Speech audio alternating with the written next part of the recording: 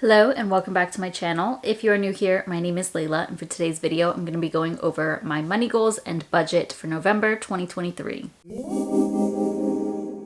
I'm going to start with my money goals. My first goal for November is to finish saving for my 2024 Roth IRA, so complete this sinking fund. I have a goal here of $7,000 because I'm pretty positive that is the max contribution for 2024.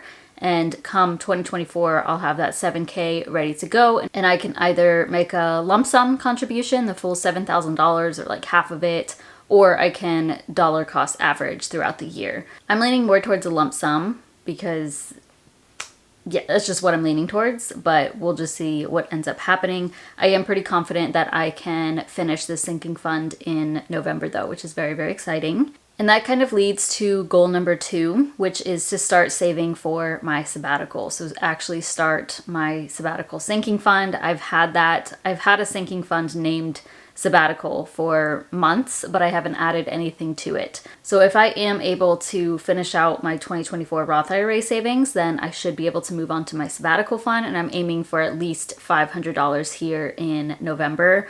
I don't know if that will be possible. That might be a little bit of a stretch between the both of these, but I think it might be. I think it's doable. So I'm going to aim for 500 in that sinking fund.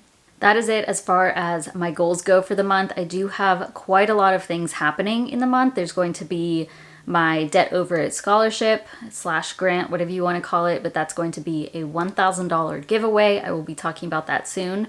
I also am planning on launching my course, so stay tuned for that.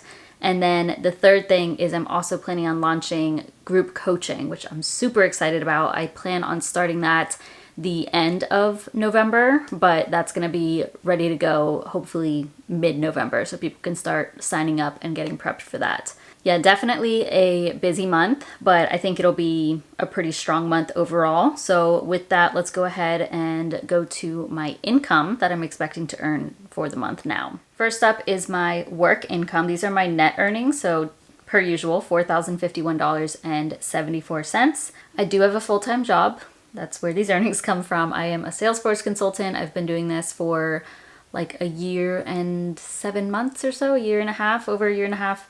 And if you're curious about getting into the Salesforce space, then definitely check out the videos in my description box because I have quite a few on Salesforce. Next, I put $3,000 for business income. This number is actually what I'm expecting from business and other income combined. I don't know if this is accurate. Usually it's a little bit higher than this. I think November, I don't know. I think it might be around 3,000, but we will see. So this is just a guess. I'm pretty positive that it will be at least $3,000. So I like to play it safe with numbers, especially when it comes to my budgeting. So this should be accurate. And the other thing is that these are my gross earnings. So I do still have to pay taxes on these, but 3,000 should be good.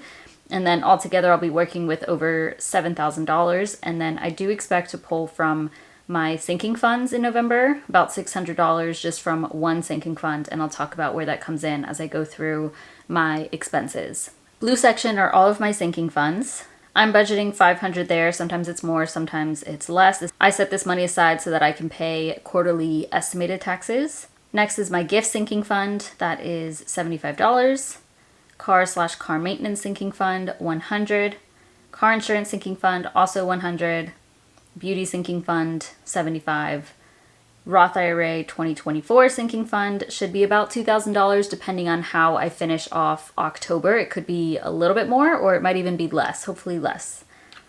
And then sabbatical sinking fund, like I said, I'm hoping to do at least $500 to that one. Next would be my brokerage account, just planning on doing $100. I do still contribute to my 401k, but since I am like really focused on saving for my Roth IRA for next year, I don't want to put too much to my brokerage. Really right now, my main focus is saving, like just saving cash so that I can take my sabbatical and all of that. I have had a few questions like, why aren't you maxing out your 401k or putting more to your 401k? And that is because I really just want to have cash readily available so that I can prepare for my sabbatical. Obviously, the Roth IRA for 2024, it doesn't have anything to do with my sabbatical, but just having that ready to go is like huge because then instead of me having to contribute from the money that I earn in 2024, I can instead focus on other things or just prepare for 2025, you know? But yeah, just a little bit to my brokerage account. Next would be donate, and that I'm budgeting 100. Next section is for housing, the purple section. So first would be house/utilities. I think it'll be around $1,100. This is actually probably too high. This went down actually, if you remember, you probably don't, but this did go down compared to the last couple of months because we have not been using air conditioning in the house whatsoever. So we've been opening the windows. It's actually still been pretty hot down here in Georgia.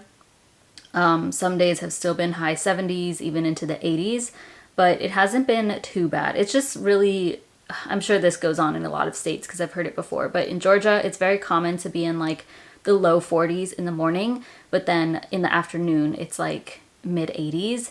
So it's like really, really cold at night and in our offices like during the day. So we got little space heaters for our offices because we do have to like turn those on because it gets pretty cold. But then at night, it's really nice for the room to get down to like 60 something because we have the windows open. But because of that, we have saved like half on our electricity bill. Typically it was like 150, 160, but now it was 80 something, which is very exciting. Yeah, so this is probably a little too high. It might be less just because we get our water bill a little bit later. Then household, this is just anything that I may need for the house. I'm putting this at 100. You'll see in October that I spent a lot in this category because I did end up purchasing some furniture. I don't know that I will continue purchasing furniture in November. There's really like 2 larger things left that we want to purchase, and maybe we'll get some during Black Friday, but I'm really leaning towards finishing those in the new year. So maybe waiting for some President's Day sales or something like that. Buying a couch and buying a bed, those are like the 2 big things left. Those are hard because we like tried out some couches. We tried out a couple of mattresses, but we weren't really looking at mattresses. But like, how do you make a decision? How do you I just wish I could be like, find me the dream mattress that I want, like the perfect mattress for me, or find the best couch for our house and for, you know, what we're looking for. And it's just difficult. Like we tried out a bunch of couches, but no true winners as of right now. But anyways, I'm budgeting 100. We'll see what happens there. Groceries, $4.50. So increasing this a little bit because of Thanksgiving. My sister and I always host our own Thanksgiving. And then, yeah, that usually ends up costing a little bit more between the meal and then like desserts and stuff. So a little bit higher there. And then food out, still keeping that at $75. I don't see myself going out to eat too much in November, but we'll see. Gas for my car, I'm keeping that at 60. I probably should have raised this, but 60 might be okay. Health and beauty, budgeting 200 here. I don't think I have like a chiropractor appointment. I might need to purchase some vitamins, but really I don't think I'll even be close to this. It just depends on what comes up. Dogs, putting this at 200. This includes the usual amount that I send to my sister, but also our dog went to the vet in October, and it was like a pretty small visit. Like before insurance, I think it cost $105. After insurance, it's like $80. And my sister told me not to send her money for it because I'm like going to her house to watch the dogs this weekend, but I'm just gonna send her 200 because that's fine. Next, my business expenses. I'm budgeting about 1,000 there. That's been about right lately. Sometimes it goes over though. I think I should be under 1,000 for November, but sometimes things come up and that's fine. Everything under that category I'm able to write off. Netflix is $23.48. Gym membership is $39.99. Car insurance, so this is where that sinking fund came in at the beginning. I said $600, so I'm budgeting $600. I don't know what it's going to be actually, which is frustrating. I know that I have to pay my 6-month premium in November, and I'm pretty sure it's like the last day of November or something.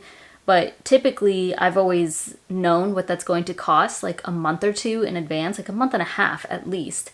But they haven't updated yet. I have Progressive. It just says like you're paid in full, and that's for the current 6 months. So I don't know if this is actually going to be due in like maybe on December 1st or something, but I'm pretty positive it's November 30th. For the current 6 months, I paid less than $600. I don't know if that's going to be true for the next 6 months. I really hope so, because I've only been putting aside $100 per month. So that would be perfect. But I have a feeling that this is going to jump up quite a bit, just because that's what car insurance does. I had switched earlier this year from Geico over to Progressive because it was like a $250 savings. I won't make a switch if it does increase, just because like I've recently switched, but maybe something to consider after that. The other thing is I definitely will probably need to start increasing what I put toward my car insurance sinking fund each month. So I'll start that, depending on what this bill is, I'll start that in December. And then finally, I did put personal on here and budgeting $20, and this is so I can purchase a planner for 2024. I think I can get one for under $20, but just wanted to put 20 in case. Usually I also buy a notebook for every year, but for the last couple of years I haven't had to, because a friend, she was like a client of mine, then like we're like friends now, and she had sent me a couple of really awesome notebooks. I'll always ask about them. They're from Archer and Olive, and I have one that I literally just opened it a few minutes ago. So I'll have a brand new one for 2024. So altogether, we're looking at spending $7,418 or so. And then if I exclude my savings and investments, it's less than $3,000, which is great. And you can see that I have a little bit of cash left over, about $200. I sometimes use that, I sometimes don't. It just depends on what I have in my checking account and like what I need for the following month. But if anything, it's going to go to my sabbatical fund. So like if I have money left over to spare, I'm just going to put it to savings, which is very exciting. That is everything for November. It should be a pretty exciting, busy month, and I am looking forward to it. I will say that it doesn't feel like November is coming up for some reason. Like usually it kind of starts to feel like Thanksgiving time, or you know, the holidays are coming, but it doesn't feel like that at all. I know I say this in like every video, but the time is just going so quickly. I can't believe we're almost into 2024. But yeah, things have been great this year, so I think the same will be true for November and December. Feel free to comment down below what your goals are for November, or anything about your finances that you would like to share. Otherwise, thank you so much for watching. Please don't forget to give this video a thumbs up and subscribe if you haven't already. It really supports my channel, and I'll see you in my next one.